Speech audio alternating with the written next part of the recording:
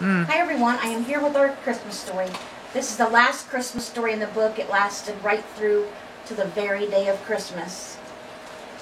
Isn't that amazing? Alright, so our Advent calendar, last one for Advent calendar, December 25th, 2020. Merry Christmas. Light the final candle and rejoice. Mark it off. This is the end of this book. Alright guys, and this one, here's a picture. This one is by Katie Turner from Alabama, Tuscaloosa, Alabama. And it is called Great Balls of Fun. Alright, let's read it. A recipe for little hands.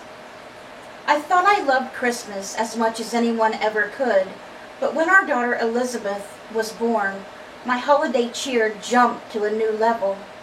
My husband Wyman and I hung her stocking between ours on the mantel, and then we stuffed it to overflowing. 4 years later, we added a stocking for baby Abby and spent evenings by the tree with Coco and carols. It felt good to sit after full days of mothering a toddler and a newborn during the holiday rush. But the Christmas before Abby was born, Elizabeth, a big girl at 3, wanted to help Mommy with all the preparations. Our tree wound up with an ornament displayed in a clump of bottom, an eye-catching focus point for our guests. Some of our ceramic Dickens village characters literally lost their heads or feet in the process. That year, I also let Elizabeth put the stamps on the Christmas cards. What could go wrong?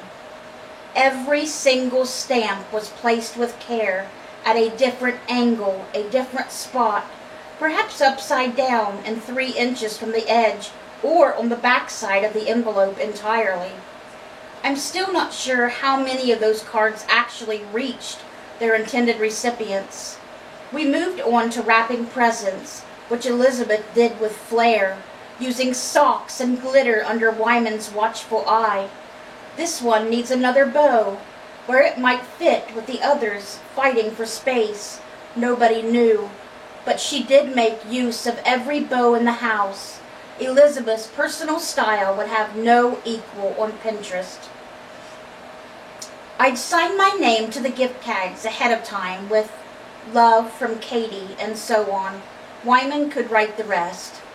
But Elizabeth's helpful hands were too fast for anyone to keep up with, and many of the artificially wrapped gifts waited under the tree to be handed out with love from Katie. And after the wrapping was finished, it was time for Katie and to start baking, and had the perfect recipe in mind for Elizabeth.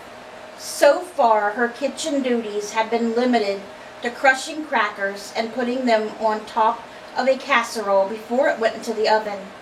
A mess for sure, but a safe one.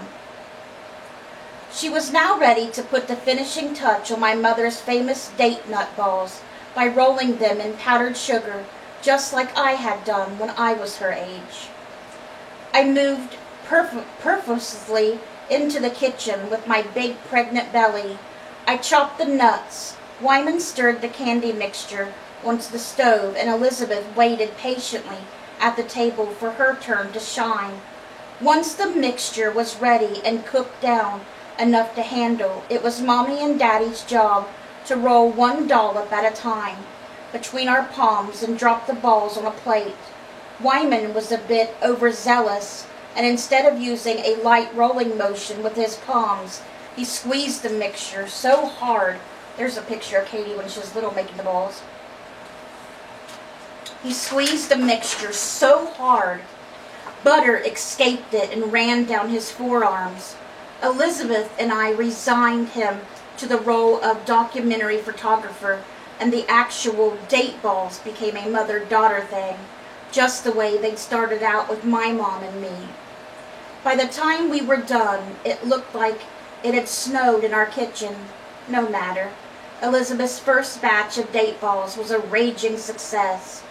Now Abby's old enough to join our mother-daughter's tradition. The girls finish off the job by licking their fingers. What's your favorite part of making date balls together? I asked them recently. I just knew the answer would be tasting powdered sugar, but it wasn't. We like to eat them, they said. You will too. The ingredients for the date nut balls, if you want to make them. Here's pictures, by the way. And if you can see the recipe, there it is. But I'll read it to you. 2 sticks of unsalted butter, 2 8-ounce packages of chopped dates, 2 cups of light brown sugar, 2 cups finely chopped pecans, 1 cup of coconut, optional, you don't have to put that in, 4 cups of Rice Krispies, powdered sugar, about half a box for coating. Alright guys, I hope you guys enjoyed the last Christmas story and our advent calendar that we did together. I can't believe it made it right up till Christmas. The very last story right on Christmas Day. Can't believe we did that, guys.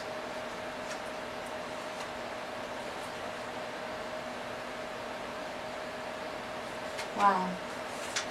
I hope you guys enjoyed this with me. The guidepost, The Joys of Christmas. I got this book for us.